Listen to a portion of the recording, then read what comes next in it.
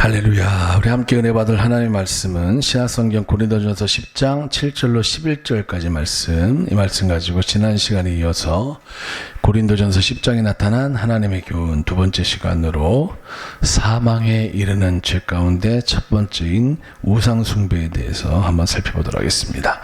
고린도전서 10장 7절로 11절입니다. 같이 한번 한 목소리로 함께 합독합니다. 시작. 저희 중에 어떤 이들과 같이 너희는 우상 숭배하는 자가 되지 말라. 기록된 바 백성이 앉아서 먹고 마시며 일어나서 뛰논다 함과 같으니라. 저희 중에 어떤 이들이 가늠하다가 하루에 23,000명이 죽었나니 우리는 저희와 같이 가늠하지 말자. 저희 중에 어떤 이들이 주를 시험하다가 뱀에게 멸망하였나니 우리는 저희와 같이 시험하지 말자. 저희 중에 어떤 이들이 원망하다가 멸망시키는 자에게 멸망하였나니 너희는 저희와 같이 원망하지 말라. 저희에게 당한 이런 일이 거울이 되고 또한 말세를 만난 우리의 경계로 기록하였느니라. 아멘. 할렐루야. 예산아 축복합니다. 오늘 하루도 주 안에서 좋은 일이 넘쳐나길 바랍니다. 저희는 지난 시간에 이 고린도전서 10장 1절로 12절까지의 말씀을 가지고 애굽 땅에서 종살이 하던 이스라엘 자손들이 이제 출애굽하는 어떤 그런 과정, 그리고 하나님이 어떤 분이신지를 알아가는 또한 과정, 그래서 이제 하나님과 언약을 맺는 어떤 그런 일련의 과정을 통하여서 하나님은 택한 자 언약을 맺으시고 또한 그 언약의 말씀대로 행하시는, 그래서 당신의 이름을 여호와, 두 가지 의미가 있다고 그랬죠. 스스로 있는 자라고 하는 의미와 나는 내가 말한 것을 반드시 지키는 언약이 하나님이다 라고 하는 그런 의미가 있다라고 말씀을 드렸고, 결국 하나님께서는 이스라엘 자손들과 맺으신 그 언약의 기준에 따라서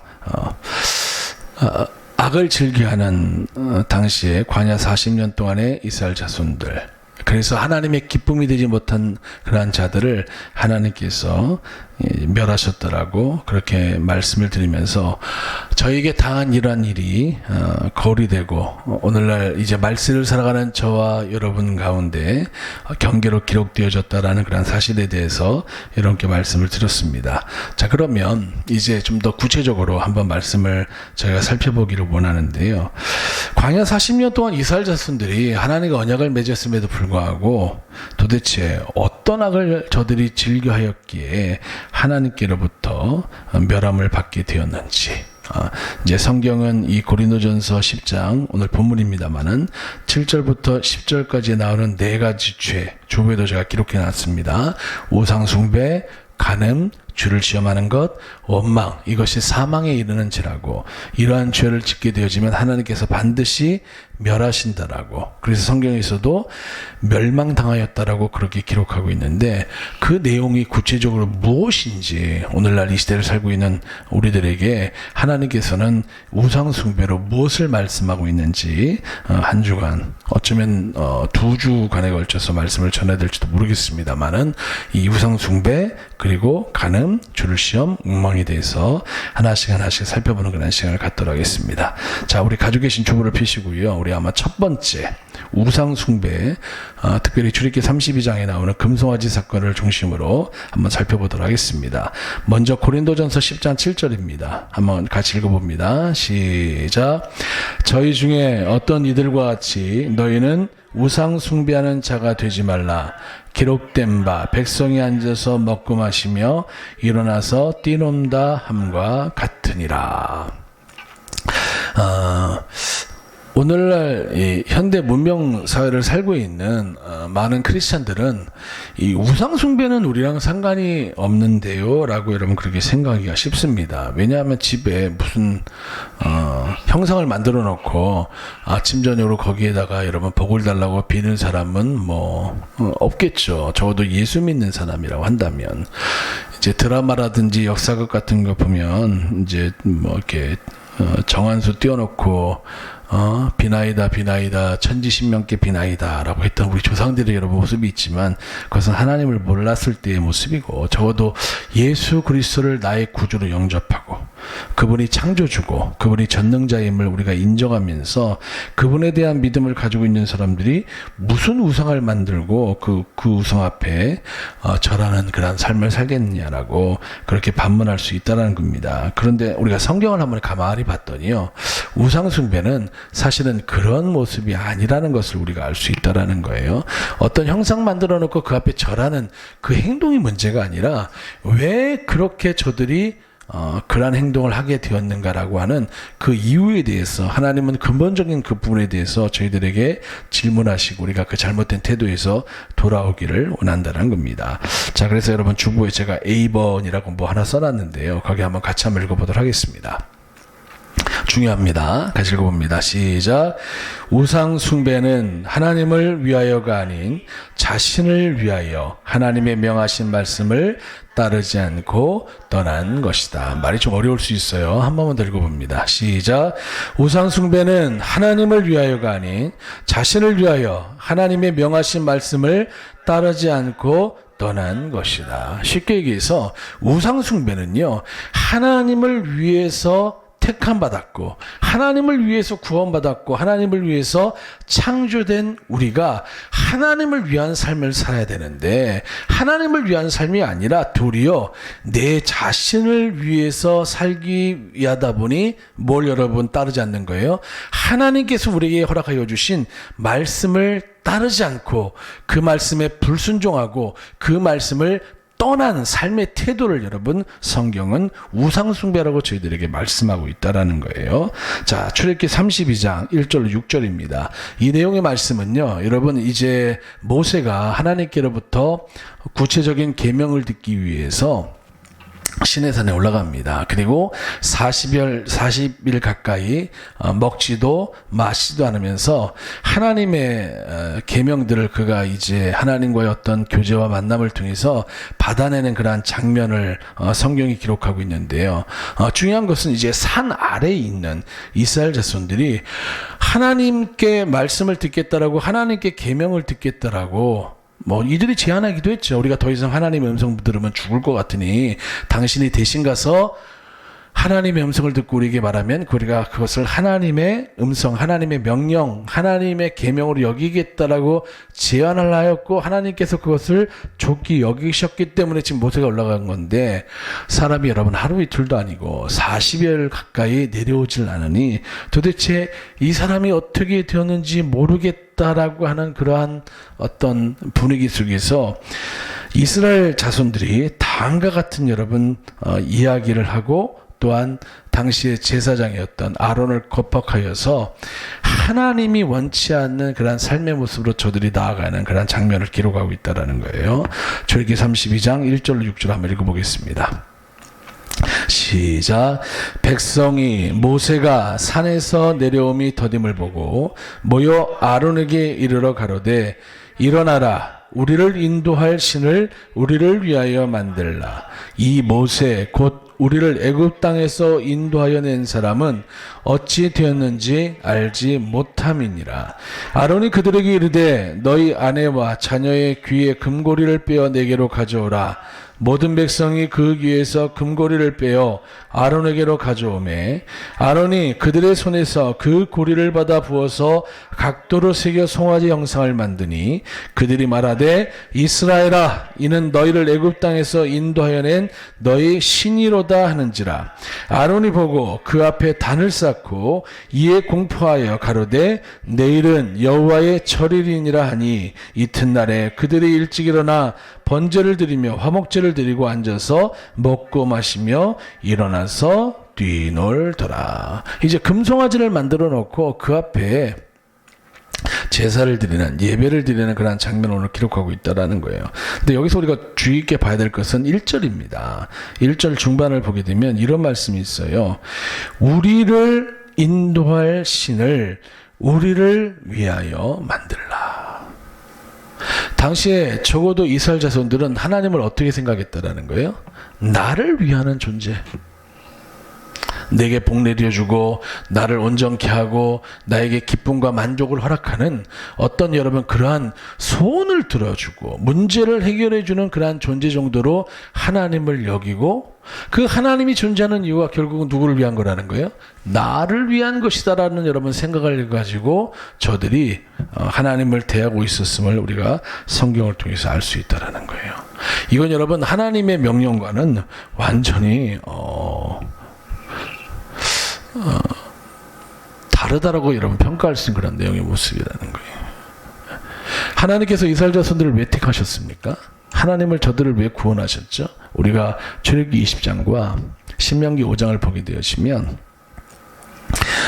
결국은 하나님을 위해서 하나님의 영광을 드러내고 하나님을 섬기게 하기 위해서 저들을 택한 것이지, 하나님께서 저들을 섬기고 저들의 소원 성취나 문제 해결을 해주겠다라고 여러분 하나님께서 저들을 택한 것이 아니라는 것을 우리가 매 주마다 십계명 교독하고 신명기 5장에 나와 있는 또한 모세가 설교를 통해서 저희들에게 명한 십계명의 내용을 보게 되면 여러분 그렇게 말하고 있다라는 거예요.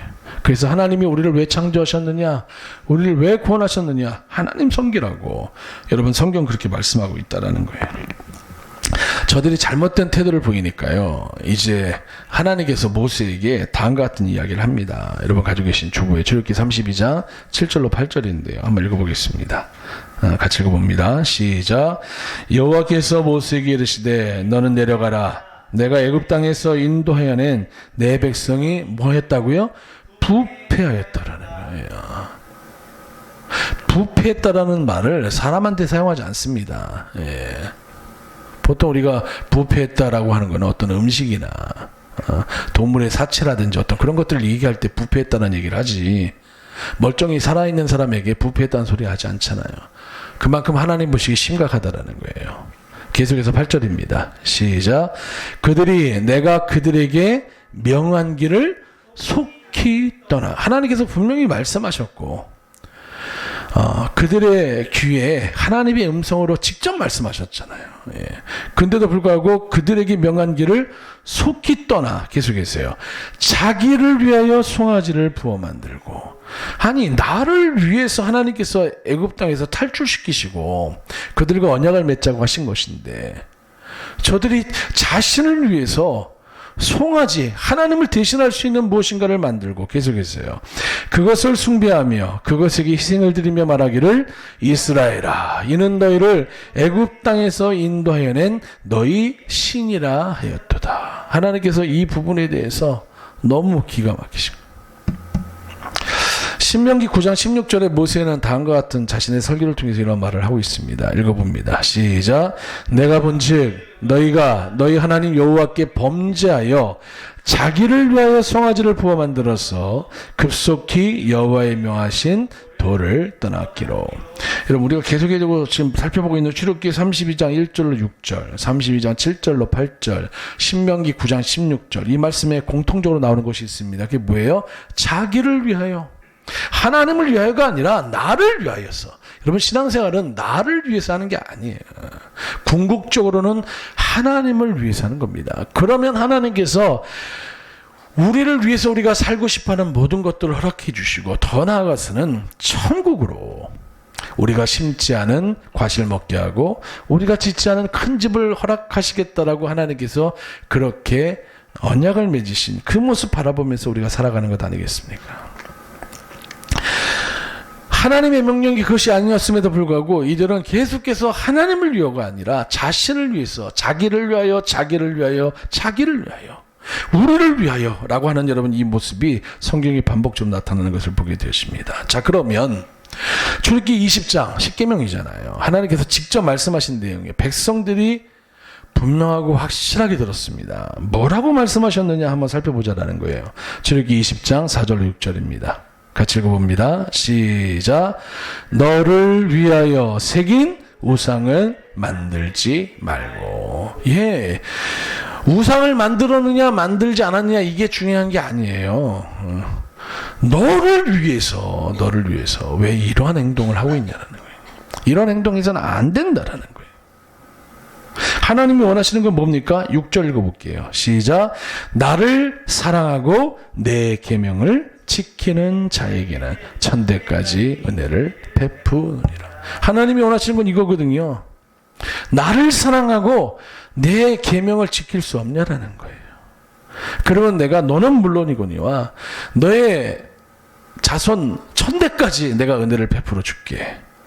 그런데 아니 하나님의 음성을 들은 지 얼마 되지도 않았는데도 불구하고 이 하나님의 말씀을 까맣게 잊어버리고 자신을 위해서 여러분 우상을 만들려고 제사장 아론을 겁박하고 또 제사장도 여러분 백성들이 원한다고 해서 그들이 잘못된 선택과 잘못된 어떤 자신들의 바람을 요구할 수 있잖아요.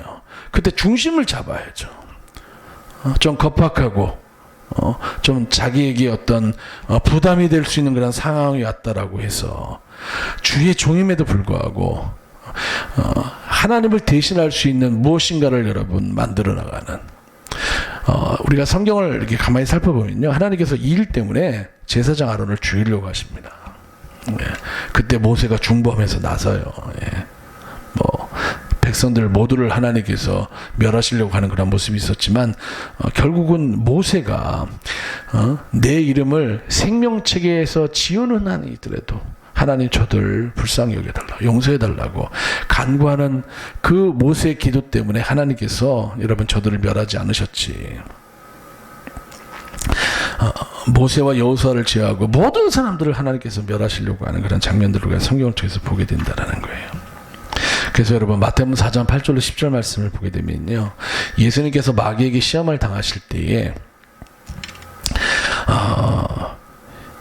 천하만국과 그 영광을 보여주면서 야 네가 나한테 엎드려 경배하면 내가 이 모든 거 다 내게 허락할게.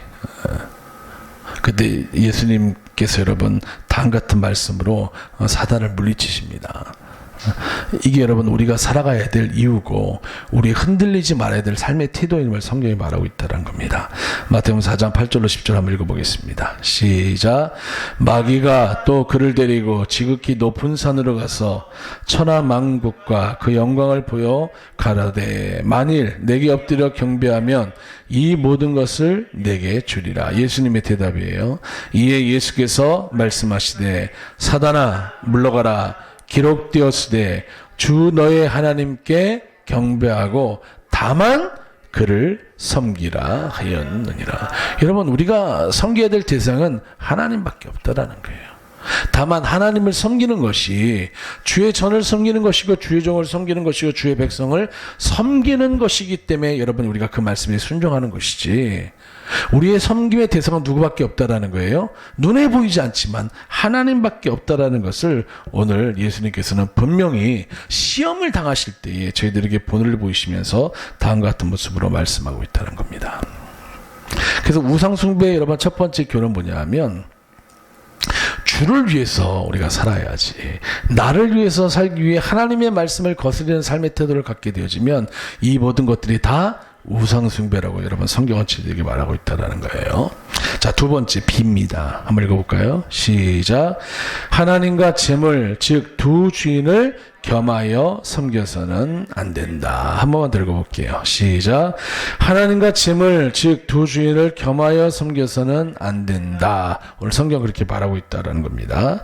자, 누가복음 16장 9절로 13절 한번 읽어볼게요. 시작.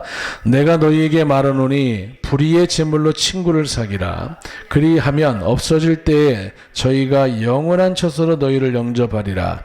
지극히 작은 것에 충성된 자는 큰 것에도 충성되고 지극히 작은 것에 불의한 자는 큰 것에도 불의하리라. 너희가 만일 불의한 재물에 충성치 아니하면 누가 참된 것으로 너희에게 맡기겠느냐.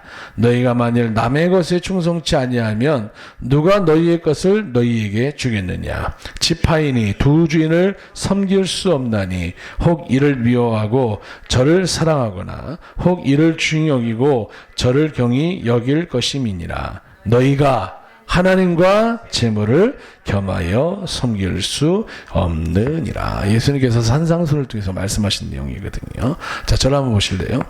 예수님께서 이 말씀 왜 하셨을까요? 왜 당시에 많은 사람들에게 이 말씀을 하셨을까요?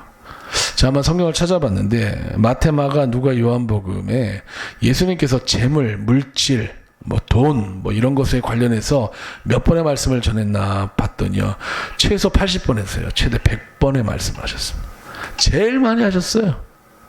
왜 그러셨을까요? 왜 그 산상수훈, 이제 여긴 누가복음이니까 그러다 치더라도 마태복음 같은 경우는 5장, 6장, 7장 이렇게 딱 3장인데 마태복음 6장 19절부터 34절까지 되게 긴 구절 아닙니까? 여기 하루에서 물질에 대한 내용을 여러분 하고 계시다라는 거예요. 왜 이런 말씀을 하실까? 당시에 안타깝게도 소위 하나님을 믿는다라고 하는 이들이 물질에 대한 잘못된 태도를 가지고 여러분 살고 있었기 때문에 주님께서 그렇게 말씀하셨다라는 거예요. 100번이나 말씀하셨어요. 근데도 여전히 여러분 나 자신의 생각과 방법대로 살아가지 주의 말씀을 가슴에 새기고 살아가는 자는 여러분 찾아보기 힘들다라는 겁니다. 성경을 한번 찾아보겠습니다. 자, 마태복음 6장입니다.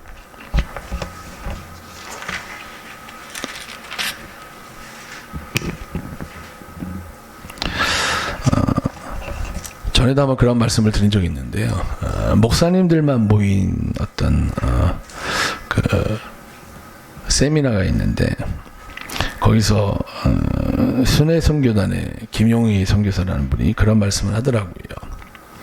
우리가 성경 66권 가운데 그리고 그 많은 성경 가운데 그냥 한 구절을 만약 성도들에게 전할 수 있다고 하면 우리가 어떤 말씀을 전할 수 있겠습니까? 그런 이야기. 그러면서 꺼내든 성경 구절이 마태복음 6장 33절, 34절입니다. 한번 읽어보겠습니다. 마태복음 6장 33절, 34절. 같이 읽어봅니다. 시작. 너희는 먼저 그의 나라와 그의 의를 구하라. 그리하면 이 모든 것을 너희에게 더하시리라. 그러므로 내일 일을 위하여 염려하지 말라. 내일 일은 내일 염려할 것이요 한날 괴로움은 그날에 족하니라. 이 말씀을 성도들로 하여금 100% 믿기만 할 수 있다면 우리의 목회를 성공적인 목회라고 할 수 있지 않겠습니까? 라는 여러분 그런 얘기를 하면서 본인이 속해 있는 순회 선교단에 대해서 이렇게 설명을 하시더라고요. 말씀 듣는데 저도 거의 한 99%는 공감이 됐습니다. 여러분 우리가 왜 내일 일을 염려하고 우리가 어떤 미래에 대한 안전장치를 자꾸만 만들려고 여러분 애쓰는 거예요? 삶이 불안하니까요. 최근에 이 전 세계가 돌아가는 모습을 보게 되면 러시아가 우크라이나를 침공한 것도 기가 막히잖아요. 그렇죠? 그것 때문에 기름가 올라가고 난리가 났습니다. 지금 물가가 높은 이유가 사실 그 전쟁 때문에 그렇거든요. 금방 끝날 줄 알았어요. 벌써 4년째입니다. 일부러 안 끝내는 건지 무슨 이유가 있는지는 잘 모르겠어요. 양쪽 대통령이 다 이상한 것 같아요. 처음에는 러시아 대통령만 이상한 줄 알았는데 우크라이나 대통령도 좀 이상한 것 같아요. 제 개인적인 판단인지 모르겠지만 그런데 얼마 전까지 전 세계 경찰이라고 얘기했던 미국이 여러분 이란에다가 미사일을 쏘아보기 시작합니다. 이스라엘과 같이 연합해서. 그 이유는 뭐예요? 저들이 핵폭탄을 만들 수 있다는. 그래서 잠정적으로 미래에 위험이 되기 때문에 공식적으로 수천 명 죽었다라고 이러고 나와 있지만 비공식적으로 아마 수만 명 죽었을 겁니다. 파악도 되지 않을 거예요. 미사일이 떨어져서 공부하던 어린 학생들이 여러분 몇백 명이 한 번에 다 죽어버렸어요. 그것뿐이겠습니까?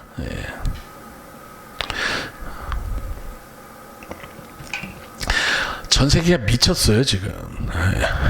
살만한가 봐요. 오늘도 제가 잤다 오면서 잠깐 얘기했는데 아무도 얘기를 안 받아줘서 혼자 잠깐 얘기가 끝냈지만 전 세계가 미친 것 같아요.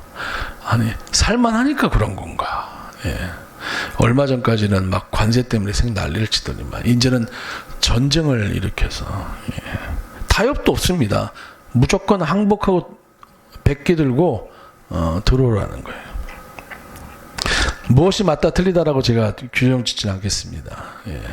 그러다 보니까 사람들이 어떤 미래에 대한 두려움, 예. 아마 요즘 가장 두려움을 느끼고 있는 사람은 저기 북녘 땅에 있는 암흑일 거예요. 이제 거기 하나 남았거든요. 그리고 실제로도 그렇게 얘기해요. 그 이후부터 조용해요. 보이지도 않습니다. 그네들은 그렇다 치더라도 우리들도 마찬가지잖아요. 많은 사람들이 노후 준비를 하고 어떻게 하면 내 노후가 안정적으로 잘 이루어질 수 있는, 자녀들에게 손 내밀지 않고, 예, 어떤 그런 부분들, 뭐 그래서 연금이라든지 기타 등등 많은 안전 자체를 두려고 힘쓴단 말이에요. 조중에도 말씀드리겠지만 예수님이 소개했던 어리석은 부자도 사실은 그런 모습 아닙니까? 하던 일이 잘 돼서 그냥 대풍년이 났으니 현재 있던 창고도 넉넉하지만 이거 헐어버리고 더 크게 지어서 거기에 꽉꽉 지어놓고 여러 해 동안, 야, 내가 이제 근심 걱정하지 말고 편안히 살자. 아니, 사실 대부분의 사람들이 그런 것들을 꿈꾸면서 사시지 않습니까? 예. 최근에 주식 투자하는 사람들도 그런 거고, 저희야 집이 없습니다만은 한동안 아파트라든지 이 부동산에 사람들이 올인했던 이유도 사실 그런 거잖아요. 예수 믿는 사람들도 여러분 여기서 벗어나지 않습니다. 내일이 불안하니까요. 예. 그런데 오늘 예수님께서 뭐라고 말씀하시냐면, 창조주여 전능자의 아들께서 먼저 그의 나라와 그의 의를 구하는 너희들이 삶을 살아가면, 우선순위입니다. 너희들이 내일에 대해서 염려하는 이 모든 것들, 먹고 마시고 살아가는 인생의 문제들 내가 다 해결해 줄게. 그러니 너희들은 뭐에 집중하라는 거예요? 뭔지 모르겠지만 먼저 그의 나라와 그의 의를 구하는 이 일에 너희들 집중해라. 주님께서 직접 말씀하셨다라는 거예요. 그러면서 막 참새 얘기 나오고 들의 백합화 나오고 막 그런 거 나오는 거 아닙니까? 아니, 하나님께서 이런 것들도 다 먹이시고 입히시고 다 하시는데 하물며 너희일까 보냐, 이 믿음이 적은 자들아. 주님께서 말씀하는데도 불구하고요, 사람들이 여기에 대해서 올바르게 반응을 못해요.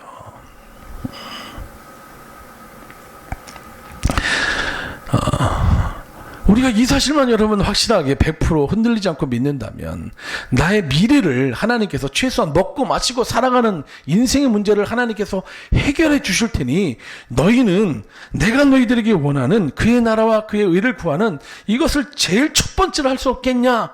라고는 여러분, 우리가 이 말씀에 입으로 아멘할 것이 아니라 삶의 현장 속에서 아멘되어지는 삶을 살아갈 수 없겠냐라는 거예요.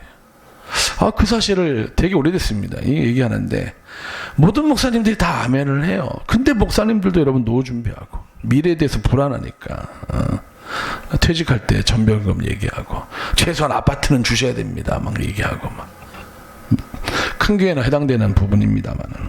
자, 그러면 이제 주중에 들을 말씀이라 제가 지금 잠깐 언급하는 겁니다. 33절 한번 다시 한번 읽어볼게요. 시작. 너희는 먼저 그의 나라와 그의 의를 구하라. 그리하면 이 모든 것을 너희에게 더하시리라. 여러분, 이거 주님이 하신 말씀입니다. 믿으시면 아멘. 예, 뻥치는 거 아니잖아요. 어저께 저희 아들이 과자를 한 봉지 주더라고요. 뻥이요. 예, 뻥이 아닙니다, 여러분. 그분은 헛된 소리 하지 않으시잖아요. 허튼 소리 하는 분이 아니잖아요. 예. 그럼 여러분, 먼저 그의 나라와 의를 구한다는 게 뭘까요? 이 말씀의 시작이요, 어디서부터 시작됐냐면 19절부터예요. 집에 가셔서 한번 읽어보세요. 그런지 안 그런지. 왜 주님께서 먼저 그의 나라와 그의 의를 구하라, 그리하면 이 모든 것을 너에게 더하시리라 라고 하는 이 말씀을 왜 하셨느냐? 당시에 많은 사람들이 그렇게 살질 않아요. 그렇기 때문에 너희들 그러한 삶을 살아서는 안 된다. 올바른 삶을 살아야 된다라고 주님께서 말씀하고 있다라는 거예요. 그러면 주님께서 말씀하시는 올바른 삶, 먼저 그의 나라와 의를 구하는 삶은 무엇인가? 19절, 20절, 21절입니다. 읽어보겠습니다. 시작. 너희를 위하여 보물을 땅에 쌓아두지 말라. 거기는 좀과 동록이 해하며 도적이 구멍을 뚫고 도적질하느니라. 오직 너희를 위하여 보물을 하늘에 쌓아두라. 거기는 좀이나 동록이 해하지 못하며 도적이 구멍을 뚫지도 못하고 도적질도 못하느니라.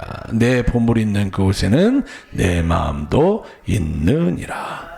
이방인들이 무엇을 먹을까 마실까 입을까에 대해서 여러분 염려하면서 난리를 치는 것을 예수님은 뭐라고 말씀하냐면요, 너희를 위하여 보물을 땅에 쌓아두는 이방인들과 같은 삶 살지 말라라는 거예요. 도리어 정말 너희 자신을 위한다고 한다면 너희 보물을 어디다 쌓으라는 거예요? 하늘에 쌓아두라는 거예요. 왜냐하면 보물을 하늘에 쌓아두면 너희의 마음이 하늘로 향하고 있기 때문에 너희 눈이 밝아져서 하늘에 속한 자의 삶을 살게 되어진다는 거예요. 하늘의 부활을 쌓는 삶을 살아가면 무엇을 먹을까 마실까 입을까 세상 사람들이 살아가는 잘못된 믿음이 적은 자들이 살아가는 그 삶의 모습이 아닌 하나님께서 인정해 주시는 이런 믿음의 삶을 살아가는 자들이 되어지기 때문에 하나님께서 그들을 먹이시고 입히시고 그들을 소유된 백성 삼으신 것에서 끝나는 것이 아니라 그들로 하여금 높이시고 부욕케 하시고 축복하시고 그들을 통해서 하나님의 영광을 드러내는 그러한 자들을 되게 하시겠다라고 말씀하시는 내용이 오늘 19절부터 34절까지 말씀이 그대로 이어져 있는 겁니다. 오전 예배 끝나시고요, 식사하시고 난 다음에 이거 얼마 안 되잖아요. 한번 읽어보십시오. 그런지 않은지. 이게 여러분 우상 숭배와 관련해 있다는 거예요. 하늘의 부활을 쌓는 것은 나를 위하는 것 같지만 궁극적으로 누구를 위하는 거예요? 하나님을 위한 것 아니겠습니까? 이게 물질의 계명이잖아요. 그렇게 해서 눈이 밝아져서 천국을 소망하면서 살아가면 그의 말과 그의 행동이 여러분 하나님을 거스르는 그런 말과 행동으로 나갈 수 있겠습니까? 그렇지 않다라는 거예요. 그래서 하나님의 나라에 합당한 자가 되어지고 하나님의 영광을 드러내는 여러분 그러한 자가 되어진다라는 거예요. 이게 너희들 힘으로 안 되니 너희들 먼저 그의 나라와 그의 의를 구하라네. 기도 우리가 왜 하는 겁니까? 내 힘으로 안 되니까 도와달라고 기도하는 거잖아요. 하나님 이게 현실적으로 내가 안 됩니다. 내 안에도 욕심이 있고 탐심이 있어서 기왕이면 이 땅에서 부유하고 풍성한 삶을 살기를 원합니다. 그러다 보니 하나님보다는 나를 위해서 살아가는 인생의 모습이 되기 쉽습니다. 그러니 하나님, 내가 이 시간 기도합니다. 내가 하나님의 나라를 구하고 하나님의 의를 구하는 삶의 모습 가질 수 있도록 하나님 내게 능력 더하여 주셔서 이 땅이 아닌 하늘에 더 많은 부활을 쌓을 수 있는 그런 삶을 살게 하여 주옵소서. 그거 기도하라는 거예요. 과연 그렇게 했을 때에 그가 가난한 삶을 살고 먹을 것이 없어서 배고파하는 삶을 사는지 아니면 하나님께서 그의 인생을 축복하여 주셔서 더욱더 하나님의 영광을 드러내고 많은 사람들을 섬기는 삶을 살게 될지 한번 지켜보라는 거예요. 하나님께서 여러분 저희들에게 약속하시고 다짐하시고 명령하시는 여러분 그런 내용의 모습이라는 겁니다. 이 사실을 좀 잘 기억하시는 저와 여러분 되어지기를 주님의 이름으로 축원합니다.